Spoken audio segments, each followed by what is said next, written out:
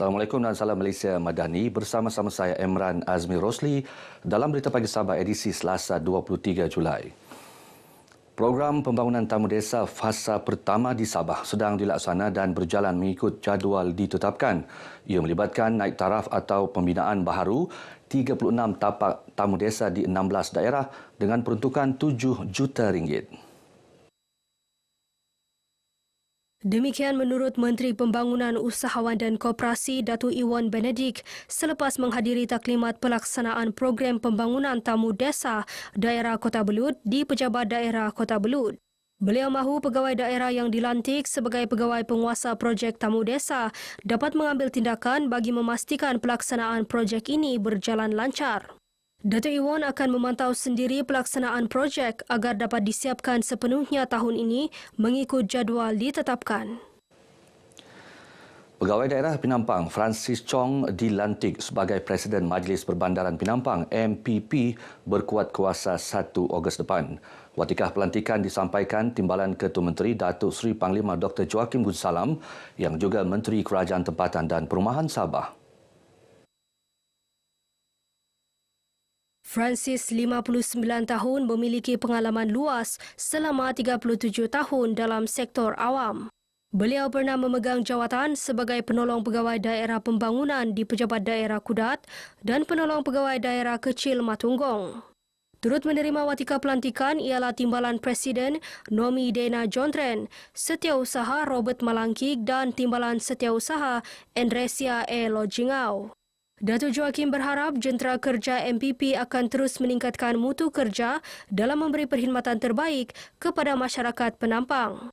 MPP dijangka dilancarkan Ketua Menteri Datuk Seri Panglima Haji J. Haji Nor Oktober tahun ini. Ratu Cantik Dunia 2024 Kristina Paiskova yang kini dalam siri jelajah ke Sabah dibawa melawat Persatuan Kebudayaan Kadazan Dusun KDC Penampang. Lawatan kira-kira 2 jam itu turut disertai Ratu Cantik Malaysia 2023 Sarop Roshi dan Unduk Ngadau Keamatan 2024 Helene Danius. Lawatan ini sebagai usaha mempromosi Sabah sekaligus menjadi platform memupuk perpaduan dan persefahaman global. Kristina berkesempatan melawat galeri Unduk Ngadau dan beberapa rumah kebudayaan serta menyaksikan persembahan tarian kebudayaan. Beliau nyata teruja melawat KDCA dan mencuba sendiri makanan tradisi seperti ambuyat. Kristina juga tidak melepaskan peluang mencuba tarian Magunatip iaitu tarian tradisional kaum Murut. Terdahulu pengarah urusan Sumuni Sendirian Berhad, Saira Indan dalam ucapannya menzahirkan penghargaan kepada Pertubuhan Ratu Cantik Dunia kerana memilih KDCA sebagai antara lokasi siri jelajah Ratu Cantik Dunia ke negeri ini. Pencipta kandungan media sosial di pantai timur Sabah khususnya di daerah Tawau diingatkan agar sentiasa bijak dan kreatif dalam menghasilkan kandungan. Ini kerana kandungan media sosial mampu menjana pendapatan.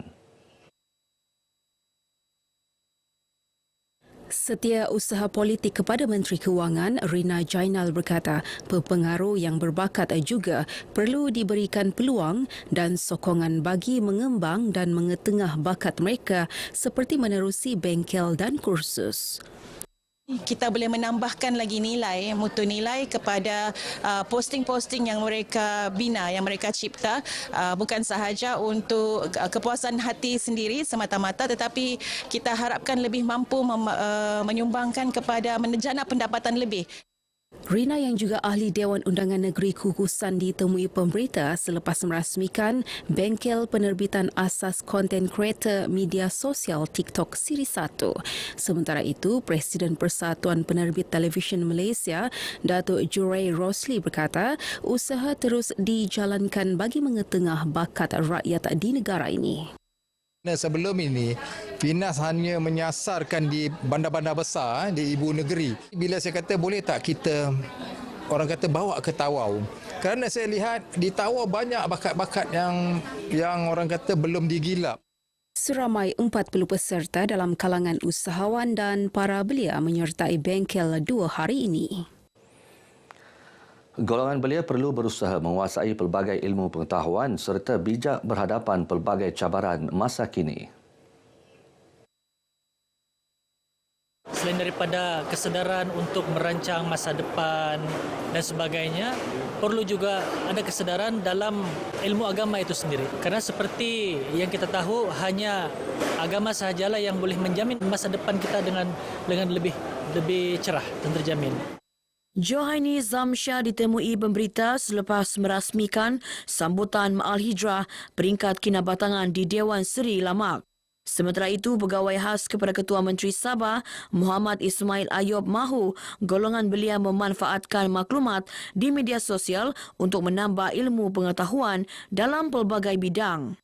Kita juga menyokong saranan dan juga mana-mana belia-belia yang menggunakan pakai gadget dengan cara yang baik, iaitu melihat perkara-perkara yang baik dari segi agama, ilmu dan sebagainya.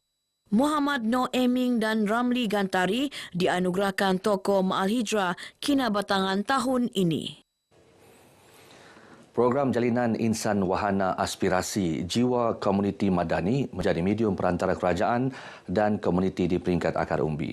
Justru orang ramai perlu terus menyokong program tersebut agar usaha menyebar luas maklumat berkenaan dasar usaha dan inisiatif kerajaan mencapai sasaran.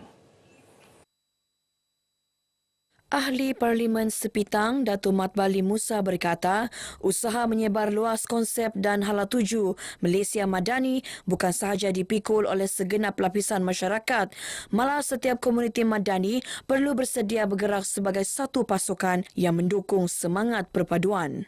Perlunya ada kolaborasi di kalangan kepimpinan dan inilah yang diwar-warkan oleh pimpinan kita, kerajaan kita hari ini supaya kita hidup dalam keadaan bermuafakat dan bermasyarakat. Beliau ditemui dalam program Jiwa Komuniti Madani Kampung Lumadan. Program ini bertujuan memperkukuh perpaduan dan meningkatkan kualiti kehidupan masyarakat tempatan melalui pelbagai aktiviti yang membina dan mendidik. Kira-kira 10,000 ahli Parti Keadilan Rakyat PKR negeri dijangka menghadiri Himpunan Perdana Rakyat Keadilan Sabah di SICC Kota Kinabalu 4 Ogos depan.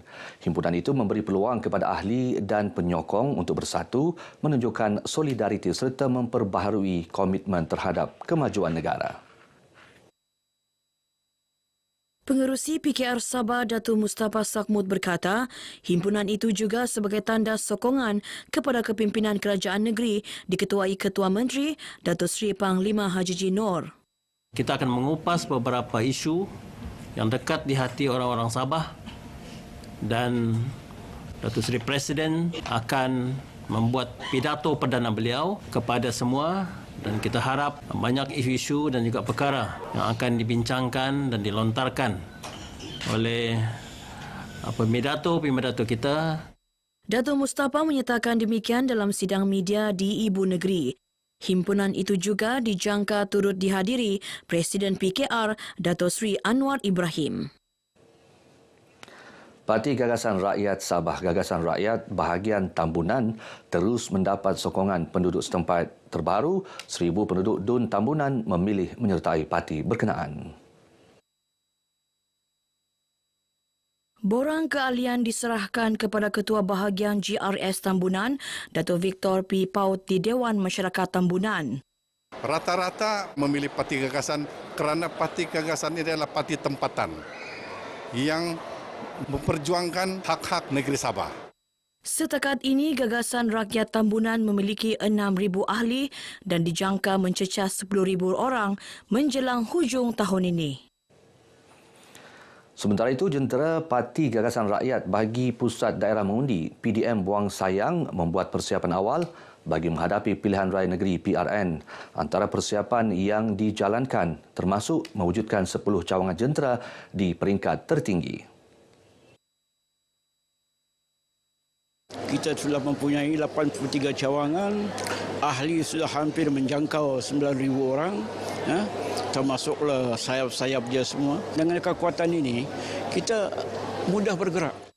Datuk Abdul Rahim ditemui selepas merasmikan mesyuarat berkelompok cawangan-cawangan daerah mengundi Buang Sayang, Gagasan Rakyat bahagian Pantai Manis. Baik saudara, paparan itu mengakhiri Berita Pagi Sabah kali ini. Menyusul selepas ini Berita Pagi Sarawak. Dari sungai hingga segara, Palestin pasti merdeka.